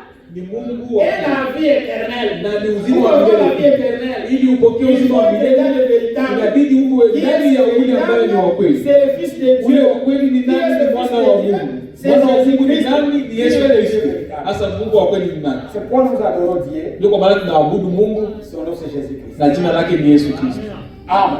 Amen. Retournons maintenant à 13. Tutarudi. Ensuite, il verse. Il s'éleva des tables, ôta ses vêtements et prit un linge dont il s'est saigné. Verset 5. Ensuite, il versa de l'eau dans un bassin et il s'est mis à laver les pieds des disciples Kisha akatia maji kwenye chombo na akaosha miguu ya wanafunzi et les essuya avec les linges dont il était saint. na akazipanguza na nguo yenyewe alikuwa amejifunga nayo. Il vint donc à Simon-Pierre Akaja kwa Simoni Petro et Pierre lui dit, na Petro akamwambia, toi Seigneur, wewe Bwana tu ne me laves pas les pieds. huwezi kuniosha miguu. Jésus lui répondit, Yesu akamjibu, ce que je fais, kenye nafanya tu ne le comprends pas maintenant, hauielewi kwa sasa, mais lakini tu le comprendras bientôt. utaielewa hapa karibu. Pierre lui dit, Petro akamwambia, non, hapana, jamais, tu ne iwezekani, laveras pas les pieds. huwezi kuniosha miguu. Jésus lui répondit, Yesu akamjibu, si je ne te lave pas, kama sikuoshi, tu n'as point de part avec moi. hauna sehemu na mimi. C'est-à-dire que le lavage de pieds, Ina maana kuoshana c'est miguu quelque chose de très important. ni kitu ya sama sana, ya maana sana. Simon lui dit, Petro akamwambia, Seigneur, Bwana, non seulement les pieds, sio tu miguu, mais encore les mains et la tête. lakini mikono na kichwa pia. Parce que tu me dis, si tu ne me Kwa laves hiyo pas, je ne unasema vais kama pas. unioshi mimi siwezi kuwa na sehemu na wewe. Usinioshe basi miguu peke Jésus yake. lui dit, Yesu akamwambia, celui qui est lavé mwenyewe n'a ameoshwa besoin que de se laver les pieds anahitaji tu kuoshwa miguu pour être entièrement pur. ili awe safi. Vous êtes purs, Na muko safi, mais non pas tous. lakini sio nyinyi wote. Parce que Judas était encore là. Kwa kuwa Yuda alikuwa angalika.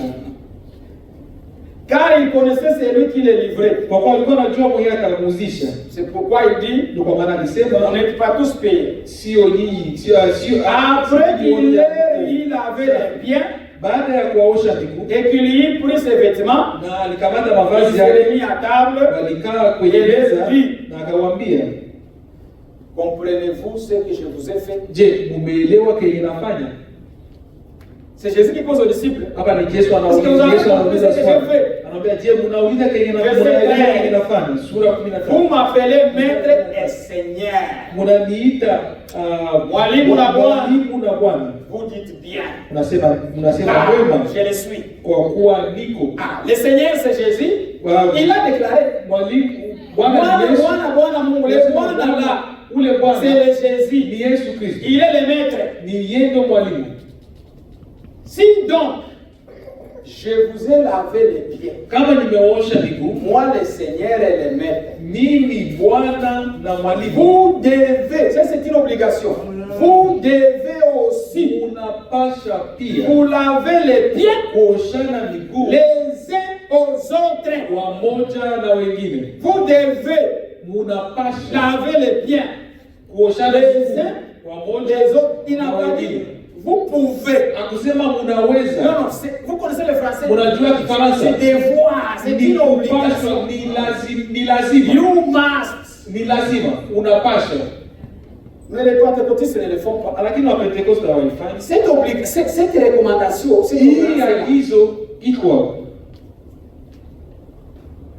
car je vous ai donné un exemple Kwa kuwa nimewapa mfano afin que vous fassiez comme je vous ai fait. ili mfanye gisi Ça, nimewatendea. c'est Jésus qui nous donnait l'exemple. Kwa hiyo ni Mungu Yesu Alors, nous alikuwa devons aussi anatupatia faire ce qu'il a mfano. fait. Na tunapaswa kufanya gisi amefanya. C'est pourquoi le lavage des pieds, Kwa maana kuoshana c'est miguu obligatoire. ni lazima, Nous devons le pratiquer tunapaswa kuifanya pendant que nous avons la communion. wakati tukiwa na Nous meza ya Bwana. devons faire le lavage des pieds. Tunapaswa kufanya pia kuoshana miguu. Quelqu'un m'avait dit, Mtu aliniambia ah, un jour, Frère Branham, siku moja ndugu il a hapa fait le lavage des pieds un jour. alifanya ili ibada ya kuoshana Ils ont miguu aussi fait la communion l'autre jour. na alifanya pia ushirika siku ingine. J'ai dit, frère, il faut lire très bien. Inabidi usome vizuri sana. Pendant qu'il faisait la communion, il n'y avait pas d'eau. Wakati alikuwa anafanya ushirika hakukuwa maji. Alors, il se peut le faire l'autre fois. Ndio kwa maana alikuwa anapaswa Ce kufanya n'est pas ça notre modèle. lakini hiyo sio jinsi tunapaswa. Il y a des choses qui arrivent par circonstance. Kuna vitu vingine vinafanyika Lui juu ya nous hali a enseigné de le faire. lakini yeye pekee alitufundisha Nous kuifanya. devons le faire pendant qu'on fait la Sisi tunapaswa kuifanya Ça a wakati été tunafanya fait dans ushirika normal. kwa kuwa vilifanyika kwa wakati mmoja. En vérité, je vous le dis, Kwa kweli nawaambia, le serviteur n'est pas plus grand que son Seigneur, mtumishi hako mkubwa kuzidi bwana wake, ni l'apôtre plus que celui qui l'a envoyé. na mwanafunzi hawezi kuwa mkubwa kuzidi mwenye Si anamtuma. vous savez ces choses, Mkijua hiyo vitu, si vous savez ces choses, kama mna hivyo vitu, vous êtes sérieux. unakuwa heri. Pourvu Yaani ikiwa que vous le pratiquiez. ya kwamba unaitenda, Ah, il faut le pratiquer. inabidi uitende. Nous serons heureux Utakuwa si heri nous le pratiquons. kama tunaitenda. Alors, qu'est-ce que les pratiques? Sasa Nous allons emmener des bassins. tutaleta vyombo, Les saints badala vont se laver les pieds. wataoshana miguu. La question revient. Swali narudi, Il faut d'abord vous aimer inabidi kwanza mpendane pour laver les pieds de la ili personne. muweze kuosha miguu ya mtu. Les frères, Wa ndugu, nous aurons des bassins. tutakuwa na vyombo. Si vous ne vous saluez pas, Kama ne vous msalimiane, lavez pas les pieds, msioshane miguu, vous serez des hypocrites. mtakuwa wanafiki. Vous lavez les pieds Kuoshana de miguu, la personne que vous savez, je dis l'aime. unaosha miguu C'est ya ton mtu frère de unajua père et de kwamba ni mère. ndugu yako wa baba moja na Ta mama sœur moja. de père et de Dada mère. yako ya baba moja na mama moja. Vous le comprenez le terme? Je, munaelewa hiyo maneno? Que Dieu vous bénisse. Mungu awabariki. Qu'est-ce que la communion? Ushirika ni nini? C'est quoi? Ushirika ni nini? C'est le partage d'idées. J'ai écrit ça, j'ai trouvé ça, laissez-moi lire. Niliipata, mwache kwanza nisome. La communion, Ushirika c'est le partage. ni kugawa, kuchangia, C'est l'échange ni intime des pensées ni kuchangia mawazo kwa namna ya kindani. ya kwa namna ya kindani, C'est une harmonie, yaani kuna Umoja. hali ya Sawa. umoja, une union. umoja, Être en communion d'idées avec un ami. kuwa na ushirika na mawazo na rafiki. C'est-à-dire que vous partagez quelque chose avec un ami. Munachangia kitu fulani na rafiki. Union de personnes Umoja wa watu qui professent une même foi. wenye wanaamini kitu kimoja. C'est ça la communion. Hiyo ndio Quand ushirika. vous dites que nous communions, Ukisema kwamba c'est-à-dire que ce sont des unashirika, personnes qui sont ensemble, kwa maana ni watu wenyewe qui wanakuja pamoja, professent une même foi, wenye wana imani moja, qui défendent la même cause, wanasimamia qui ont quelque chose en partage. na bana kitu ya kuchangia. Vous partagez quelque chose Unachangia kitu fulani avec un ami. na rafiki. Nous sommes des amis, Tuko wa rafiki, frères. ndugu. Au-dessus d'être frères, Zidi et ya sœurs, kuwa wa ndugu na wadada, de père et de mère, wa baba moja na mama il faut moja, aussi ajouter des amis. inabidi L'amitié. kuongeza pia urafiki. Si vous n'êtes pas des amis, Kama mko wa rafiki, il y a des enfants qui sont nés des mêmes pères, des mêmes mères, mais ils ne sont pas des amis. kuna watoto wengine wanazaliwa na baba moja na mama moja, lakini sio wa rafiki. Il faut arriver au point à être un ami. Inabidi ufike kwenye hali ya Je vais kuwa d'abord rafiki. lire mes petits. Lisons dans Jean- Tutasoma kwanza dans Jean 15. Yohana sura yake ya 15. Écoutez ce que Jésus dit ici. À Msikie propos de Yesu l'amitié. kuhusu urafiki. Aujourd'hui, nous n'avons plus d'amitié. Leo hatuna tena urafiki. C'est vraiment quelque chose qui a disparu. Ni kitu yenyewe imepotea. Un jour, je pensais parler sur des choses qui ont disparu parmi les gens. Siku moja nilikuwa nawaza kuongelea vitu yenyewe vimepotea kati ya watu. L'amitié Urafiki a disparu. inapotea. Les gens ne sont plus des amis. Watu sio tena warafiki. Ils sont des amis à cause de quelque chose. Ni warafiki kwa sababu fulani. Parce que vous l'aidez. Wakati unamsaidia. Parce que vous êtes dans les liens. Wala uko kwenye vizuri. Lisons d'abord 15, chapitre 15 de Jean, verset 14 à 15. Jean, Yohana chapitre 15, sura ya 15 verset 14 mstari ya 14 à 16. mpaka 16. Vous êtes mes amis Muko warafiki zangu si vous faites ce que je vous commande. kama mnafanya vyenye Nous nawaagizia. sommes des amis de Jésus. Tuko warafiki wa Si Yesu nous faisons ce qu'il nous kama commande. tunafanya vyenye anatuambia tufanye. Je ne vous appelle plus serviteur. Siwaiti watumishi, Parce que le serviteur kwa kuwa ne watumishi sait pas ce que fait son maître. hajui kenye bwana wake anafanya. Mais Lakini je vous ai appelé amis. niliwaita wala nilimiita warafiki.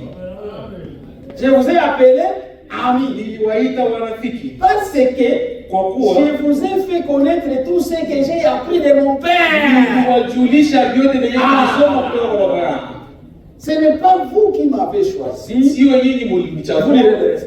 na mtasoma vingine. Ici, Jésus, Hapa Yesu anasema si quelqu'un est un ami, kama mtu ni nous rafiki, sommes des amis de Jésus tuko warafiki wa Yesu en rapport avec la révélation des mystères de Dieu. kutokana na ufunuo wa masiri za Mungu. Si tu as un ami, Kama una rafiki, tu lui dis tes secrets, unamwambia siri zako, tu lui exposes ta vie. unamwambia uzima wako, C'est maisha pourquoi yako. vous, les frères, Ndio kwa maana nini wa ndugu, faites de vos femmes des amis. mfanye wa bibi yenu wao warafiki zenu. Vous, les frères, les sœurs, Ninyi wa dada pia, faites de vos maris mfanye wa bwana yenu vos amis. wawe wa rafiki yenu. Ne vous limitez pas mari et femme. Msimamie Non. tu bwana na bibi, Et soyez des amis. muwe warafiki. Un ami, Rafiki c'est celui que tu peux dire tes ni wewe secrets unaweza kuambia masiri yako et il peut les garder pour toi. na anaweza kukuchungia hizo. Un ami, Rafiki c'est celui ni mwenye qui peut intervenir pour toi. anaweza kukuingilia Même si tu as mal agi. hata kama ulitenda vibaya. Voulez-vous connaître un bon ami? Ndio unajua unaweza kuwa rafiki mzuri. 4 choses. Vitu vinne. Si vous les connaissez, celui-ci c'est mon Unaweza ami. kupenda kujua kwamba huyu ni rafiki yako wa kweli. Kitu ya kwanza, Soyez en difficulté. muwe na shida. Soyez en difficulté. Upate shida. Vous verrez qui est ton ami. Utaona rafiki yako ni nani. S'il n'intervient pas, Kama hawezi il n'est ingilia, pas ami. ule mtu sio rafiki. Un ami Rafiki. n'abandonne pas. Hawezi kukuachilia. C'est pourquoi Jésus est notre ami. Kwa maana Yesu ndiye Même rafiki. dans la tombe, Hata ndani ya kaburi anakufuata. il nous dit, je vais vous enlever. Anakuambia Je nitakutoa. vais vous ressusciter. Nitakufufua. Il est un Kwa ami. kuwa ni rafiki. Mais toi, ton ami, Lakini wewe à rafiki cause des yako petites kwa difficultés, sababu ya mashida kidogo tu les quittes. unamwacha. Ça, c'est pas une amitié. Ile sio urafiki. Quand tu cherchais seulement les profits. Tulikuwa natafuta tu kufaidika kitu fulani. Le frère va m'aider. Ndugu atanisaidia. Alors, s'il ne t'aide pas, Hata kama hakusaidii tu fouilles. unakimbia. Il faut être dans les difficultés Inabidi uwe na shida pour fulani voir un vrai ili ami. uweze kuona rafiki wa kweli. Tu vas voir qui va rester avec toi. Utaona nani mwatabaki na wewe. 2. Kitu ya pili, Échouer. kushinda. Dans tes projets, Ulikuwa na projet tu ne réussis pas. unashindwa. Tu as connu l'échec. Umeshindwa. Un vrai ami, Rafiki wa kweli, même si tu es dans l'échec, hata kama umeshindwa, il te relève, il anakuinua, te soutient, il anakusaidia, reste à ton côté. anabaki kwenye ngambo yako. Parce qu'il ne veut pas te voir tomber. Kwa kuwa haupendi kukuona Mais un ukianguka. ami d'aujourd'hui, Lakini urafiki wa leo na urafiki wa je suis leo, ton ami. niko rafiki yako. Si tu as fait quelque chose d'échec, Kama ulifanya kitu fulani na unashindwa, il dit, vous voyez, anakwambia unaona sasa. je l'ai dit. Nilimwambiaga Tu deviens son ennemi unakuwa adui pendant wake que c'est toi qui étais son ami. wakati wewe ndio ulikuwa rafiki yake. Un vrai ami Rafiki wa n'abandonne kweli pas. hawezi Peu kukuachilia. importe les circonstances, Ijapokuwa il mashida, reste. atabaki pale. C'est le vrai ami. Ule ndio rafiki wako. Quelle sorte d'amitié que nous avons Ile ni rafiki gani yetu tuko nayo leo? Ah. Que Dieu nous aide. Mungu atusaidie. 3. Kitu ya tatu, Offenser. umkosee. Ça c'est pire. Hii ni vibaya. Un ami. Rafiki, Offenser-les. umkosee Achopeler un peu. wala umkwaze C'est quelque kidogo. chose qui est contraire à ce qui lui passait. Ufanye kitu kenye kiko tofauti. Il va t'éparpiller partout parce qu'il n'était pas ami. Mais un vrai ami va rester avec toi. Il viendra te voir. Il va dire, mon frère, ma soeur, pourquoi tu fais telle chose? Il va te ramener. Il va vouloir toujours rester avec toi. Mais s'il n'est pas ton ami, il va commencer à te fuir. Il te voit là. Hier vous étiez des amis. Aujourd'hui vous ne l'êtes plus. Parce que vous l'avez offensé. Et il va éparpiller partout. Élie, même si vous le voyez là, c'était un faux messie. Voilà ce qu'il m'a fait. Ça, ce n'était pas l'ami. Un ami, quand vous faites quelque chose de faux, vous lui avez offensé, il va revenir auprès de toi. Parce qu'il t'aime. Oh, mon frère. Voilà ce que tu m'as fait. Ça m'a vraiment blessé. Il ne veut pas te perdre. Mais vous avez des amis qui veulent te perdre. Et vous dites que nous sommes des amis. Non. L'ami de quelqu'un qui ne voudra jamais te perdre. Il voudra rester tout près de toi. Peu importe l'offense que tu as fait. Peu importe le mal que tu as fait. La quatrième chose, écoutez ce qu'il parle à ton absence. Musikilize benye anasema wakati ya huko. Un ami, Rafiki, là où tu n'es pas présent, wakati ya huko. écoutez ce qu'il parle aux autres de toi. Musikie benye anaambia wengine kuhusu wewe. Ce que je peux parler à l'absence d'Élie, Benye anasema wakati Elia iko, quand je vais les écouter, wakati mtaisikia, soit ça va m'honorer, inaweza kunipatia ça heshima va me déshonorer. au inaweza kunipunguzia Un heshima. ami ne peut jamais exposer le mal de son ami. Rafiki hawezi kutangaza ubaya wa rafiki yake. Jamais. Hawezi kama. Un ami gardera toujours. Rafiki atachunga hata kama ubaya yenye rafiki anafanya kwa kwani rafiki yake. Mais quelle amitié avons-nous aujourd'hui? Lakini tuna rafiki gani leo? Les amitiés ont perdu. Urafiki On en a umepotea. plus. Hatuna tena Nous urafiki. sommes des amis pour un temps. Tuko warafiki kwa muda Parce qu'il y a fulani. quelque chose de bien. Wakati kuna kitu Parce kizuri, qu'on est dans les biens. wakati tuko tunaenda vizuri, Faites quelque chose de mal. fanya kitu Tu kibaya. verras les gens qui sont vraiment sincères. Qui sont des amis sincères. Warafiki wako wa Ils kweli. vont rester à ton côté. Watabaki na wewe. Ils vont te soutenir. Ils Watakusaidia. vont essayer de te relever. Watajaribu kukuinua tena. Essayer de te pousser d'aller de l'avant. Ili Un uendelee. ami qui fuit l'autre. Lakini rafiki bwana anakimbia mwingine. Je suis présent, tu parles une chose. Niko hapa unasema kitu Je suis fulani. absent, tu parles une autre chose. Wakati siko unasema kitu Tu kingine. n'es pas mon ami. Hauko rafiki, Tu es mon ennemi. uko adui. C'est un peu difficile de le dire ça, c'est comme ça. Ni vigumu kuisema lakini ndivyo. Jésus appelle, je ne vous appelle plus serviteurs. Yesu asema siwezi Je vous kuwaita appelle watumishi amis. na waita Et warafiki. si vous regardez, Na mkiangalia quand il a parlé à Judas Iscariote, wakati aliongelea alikuwa anaongea na Yuda, lorsque Judas se préparait pour aller le wakati livrer, Yuda alikuwa anajitayarisha il kwenda a utilisé le kumzisha. terme ami. Alitumia neno Mon ami. rafiki, alisema Fais ce rafiki, que tu as planifié de faire. fanya kenye ulitayarisha. Pourquoi Jésus l'a-t-il appelé Kwa ami? nini Yesu alimuita Parce rafiki? qu'il connaissait les secrets de Jésus. Alikuwa anajua masiri ya Mungu. Un ami, Rafiki mieux vaut ni bora, être exposé par une personne qui ne te connaît ni pas bora kutangaziwa na mtu mwenye que d'être hujui exposé par une personne qui te connaît. kuliko kutangaziwa na Il mtu connaît mwenye ta anakujua vie. vizuri. Wao wanajua Il usiku, wanajua connaît maisha tout de yako. toi. Anajua Quand il vyote va parler kuhusu de wewe. toi, il va Wakati anasema t'exposer. kitu fulani atakutia mujilinde na Yesu. Soyez des vrais amis. Muwe warafiki wa kweli. Des amis de Jésus. Warafiki wa Yesu. C'est ça l'amitié. Hiyo ndio urafiki. Et dans l'amitié, il y a la communion. Na ndani ya urafiki kuna Si tu ushirika. es mon ami, Kama uko rafiki tu yangu, vas vouloir communier avec moi. utapenda kushiriki na mimi. Comment tu sais que je suis l'ami de Jacques, de Sisi kama niko rafiki ya Elia, lakini hatuwezi kushirikiana. Terminer toute une semaine, Tunamaliza wiki nzima, 2 semaines, wiki mbili, 1 mois, mwezi napita, 3 mois, miezi 3 sans parler à napita ton ami. bila kuongea na rafiki yako. China. Ça c'est une amitié de China. Ile ni rafiki kutoka China. Parce que quelque chose qui n'est pas très bon, ça vient de la Kwa Chine. kitu kenye sio kizuri tunasema kwamba kinatoka China. Frères, Ndugu, mes sœurs, soyons des vrais amis. tuwe warafiki wa kweli. Ayons des communions. Tuwe na ushirika. C'est ça la communion. Ndio ushirika. C'est avoir quelque chose en partage. Kuwa na kitu cha kuchangia. Communier avec Dieu signifie quoi? Kuchangia na Mungu ina Ça maana signifie na une maanisha parfaite obéissance à sa parole. kutii neno kwa ukamilifu. Si tu dis, je communie avec Dieu, c'est-à-dire tu es obéissant à sa parole.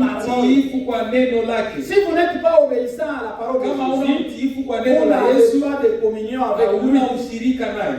C'est pourquoi dans la communion, Kwa maana ndani ya ushirika nous n'avons pas des assistants. hatuna wasaidizi. Parce qu'il y a des gens qui disent, Kwa kuna mtu mwingine anasema je pars assister au culte.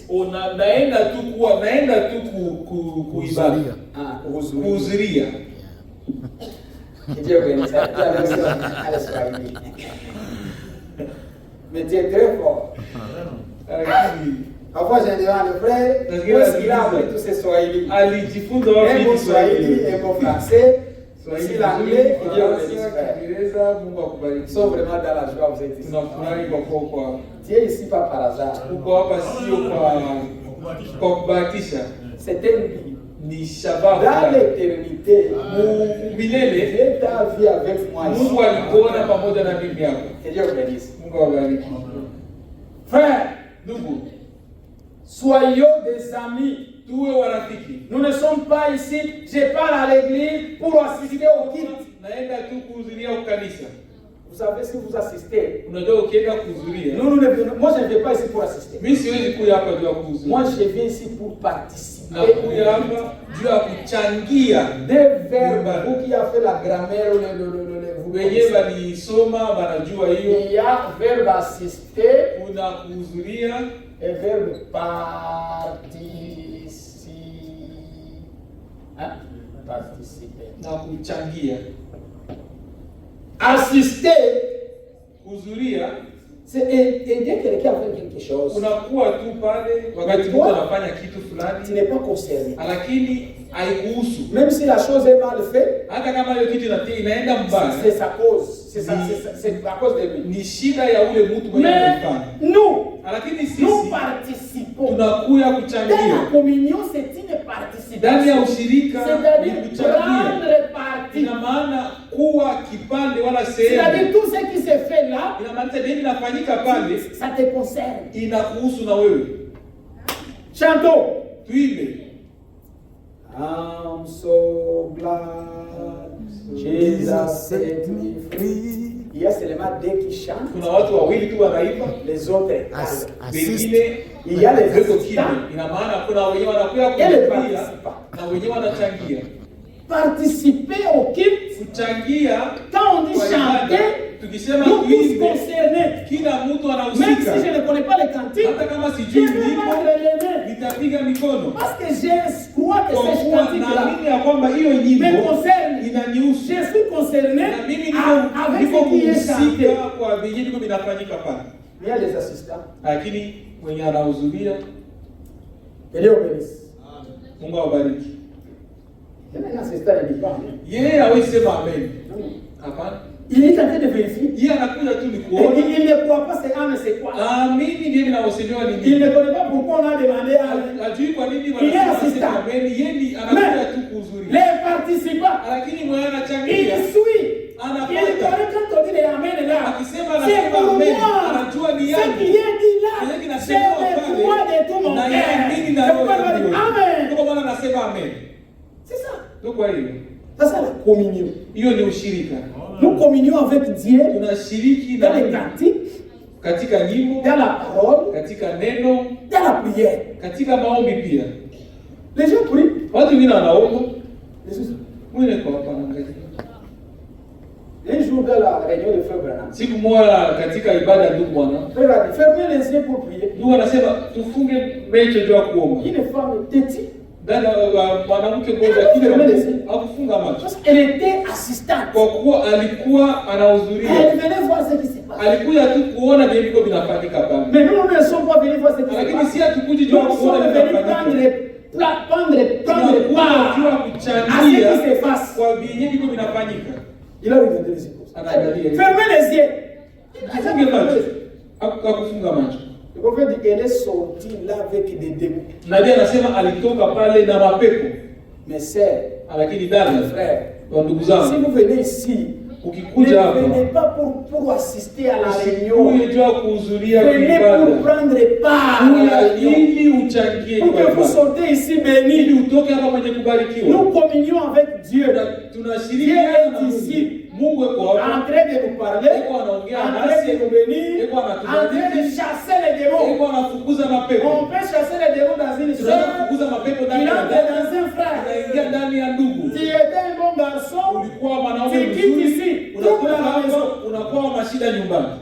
Ta famille était bien. Familia ilikuwa Mais mzuri. parce que tu es venu assister à la Alafu réunion, wao ulikuwa on a kuhudhuria chassé les kanisa. démons de divorce. Ulifukuza mapepo ya Ya talaka, ya kuachana, kuvunja ndoa. ya kuvunja ndoa. On a chassé les démons de divorce. Wanafukuza pepo ya talaka. Quand c'était parmi les sœurs, Inatoka inatoka ndani ya ndugu wala ndani ya dada, wewe unakuwa ces démons kuhudhuria. entrent en Ile pepo toi. inakuwa inaingia ndani. Vous arrivez seulement à la maison. Unafika nyumbani, Moi, je ne t'aime plus. mimi sikupendi tena. Méchant, Uko mbaya. idiot. Hauna akili. Frères, vous les frères, Ninyi wa ndugu. évitez d'injurier vos femmes. Musitukane wa bibi yenu. Je répète, Narudilia. les frères, Wa ndugu, vos bouches vinywa yenu n'est pas pour injurier. sio juu ya kutukana. Comment un homme qui aime sa femme va l'injurier? Namna gani mtu anapenda bibi yake? Parce que tu es tu peux à l'église. Unasema unatoka kanisa Les injures matusi. parmi les enfants de Dieu ne se trouvent plus. Haiwezekani Un kupatikana. chrétien n'injurie jamais. Kristo hawezi Mais comme- kutukana kama. Et tu injuries ta femme, Alors, on a ta tout femme, bibi ta yako. femme, que toi-même tu as Wewe recherché. peke unaenda tafuta. Chien. Ibwa. Ah. Tu dis à ta femme qu'il est chien. Unasema bibi Elle yako est ni chien. ibwa. Bibi yako ni ibwa. Elle est mariée avec un chien. Anaolewa na ibwa pia. Oh.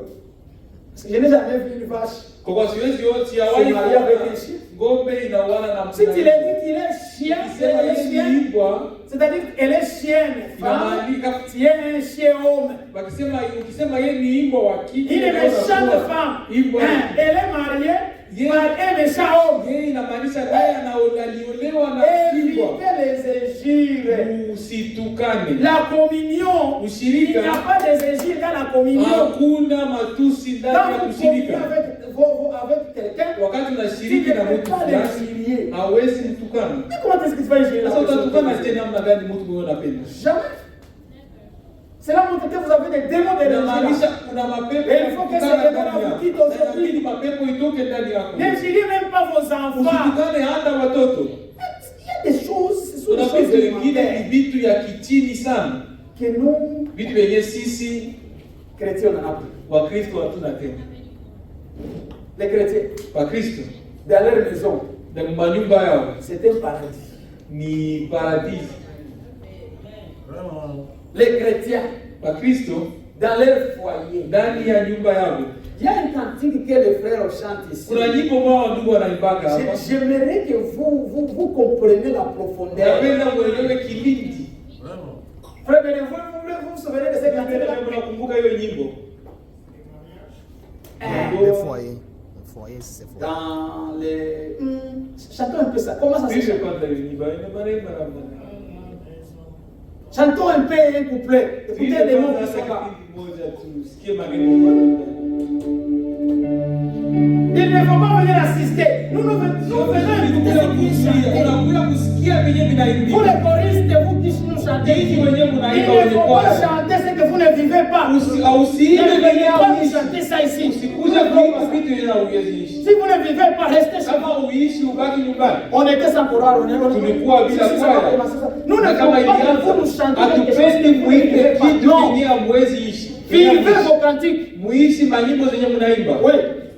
Vous vous habillez mal, vous venez nous chanter. Unabana vibao unakuja kuimba. Avec des cheveux là, restez chez vous. Avec vos cheveux trop longs, restez. Nous ne voulons pas ça. Hatupendi. Chantez frère, Muimbe ndugu. projetez ça. Vous avez ça sur le cœur. Du have it. Je vais mettre en ça. On va chanter. D'avance.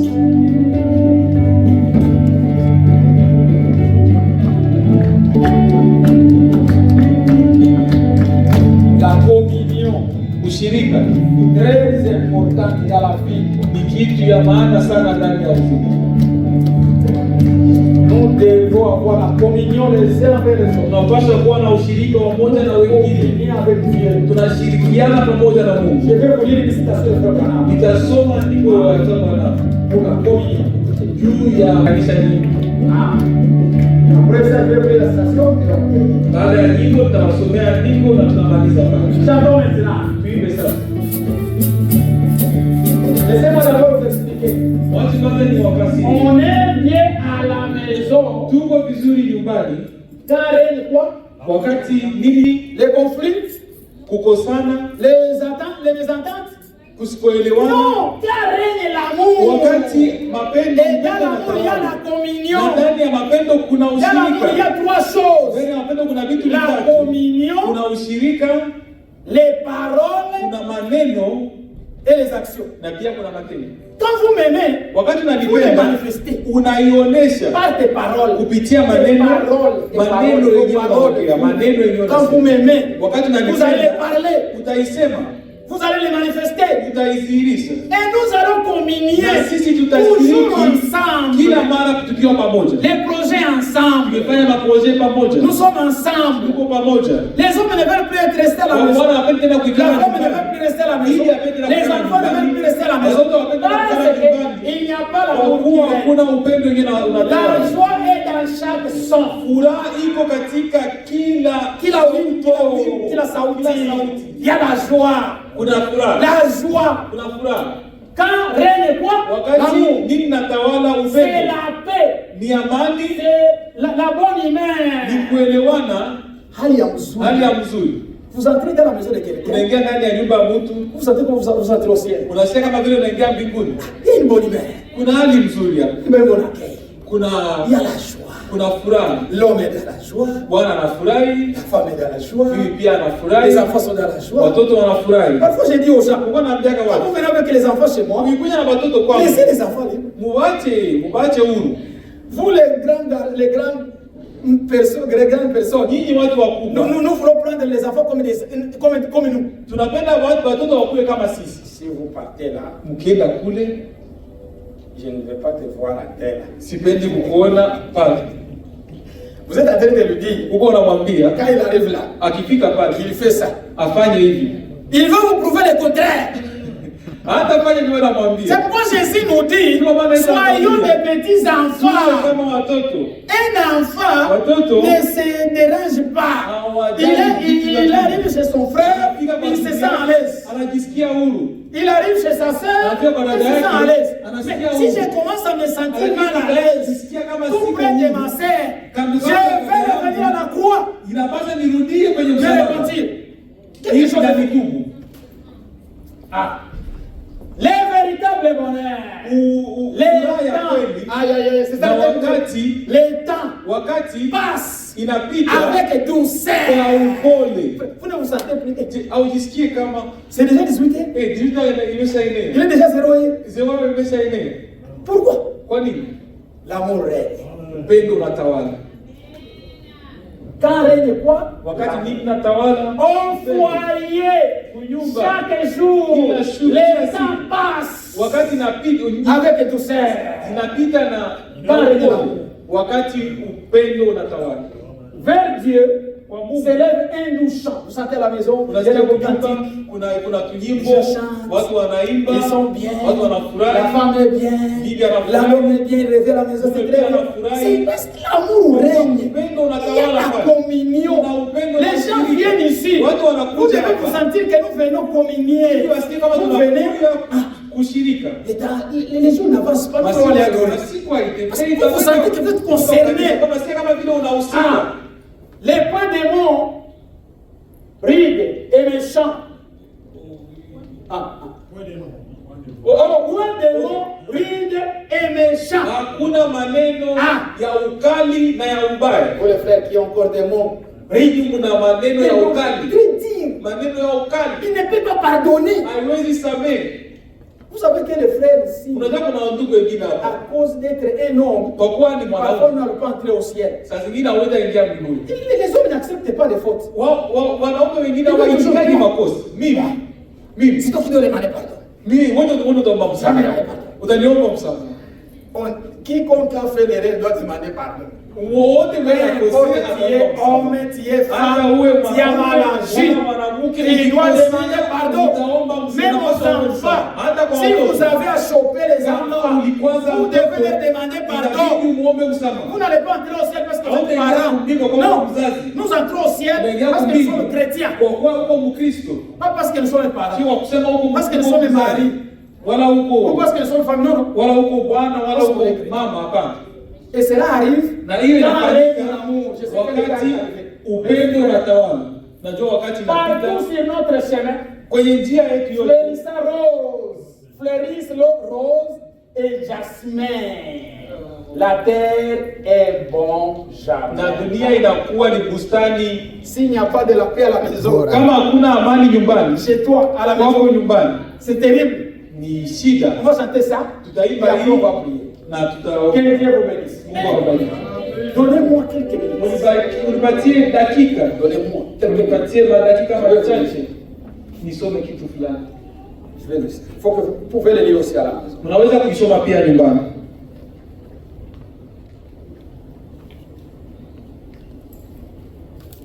Dans la prédication, la communion, Mahubiri inaitwa ushirika. la dernière prédication que Frère Branham a prêchée, Mahubiri ya mwisho iliyotunga Branham alihubiri c'était le décembre 12, 1965. ilikuwa ni mwezi wa 12 tarehe 12 mwaka 1965. Vous commencez au paragraphe 62.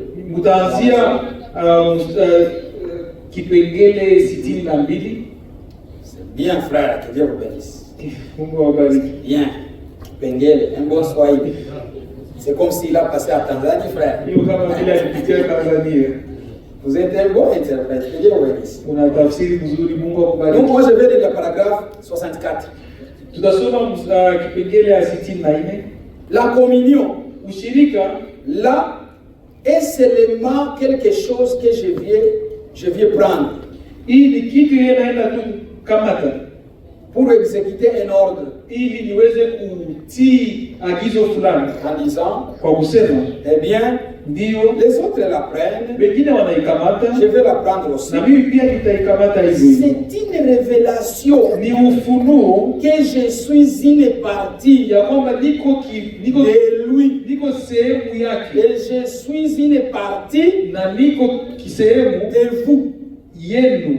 Je vous aime Nawapenda et je l'aime. na nampenda pia, Ensemble, na pamoja nous prenons ceci comme un symbole tunaikamata kama vile mfano de notre amour ya upendo wetu envers Dieu mbele ya Mungu et de notre amour na ya upendo et wetu de notre communion na ushirika fraternelle wetu wa kindugu les uns avec les autres. wamoja pamoja na wengine. Quand nous voulons faire la communion, Wakati tunapenda kukamata ushirika, premièrement, communion les uns avec kitu ya kwanza tunashirikiana wamoja na Si wengine. cela n'est pas à nous, ne venez pas. Kama hiyo haiko ndani yetu, Tu es usikue hypocrite. uko Et unafiki tu vas boire na et tu vas utakunywa manger na utakula de la poisson.